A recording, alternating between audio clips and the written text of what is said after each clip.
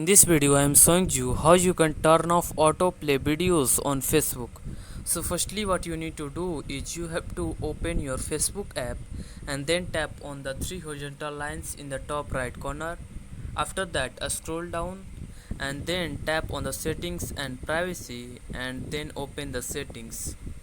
When you are here you have to scroll down to the preferences tab and here you can see the media option. Tap on the media, and when you are here then what you can do is you can see the never autoplay videos. In the autoplay tab you can see the never autoplay videos. So if you choose the on mobile data and Wi-Fi, it means you have enabled the this feature. It means you have enabled the autoplay videos. To turn off the autoplay video you can see the autoplay tab, and in the autoplay tab you have to choose this box in the right side of never autoplay videos, and what it will do is it will turn off the autoplay videos on Facebook.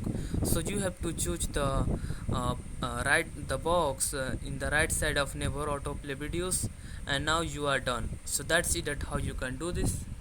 If you found this video helpful, please subscribe to my channel and also press the bell icon to get notifications of such new informative video. And also don't forget to like, share and comment on this video. Have a good day.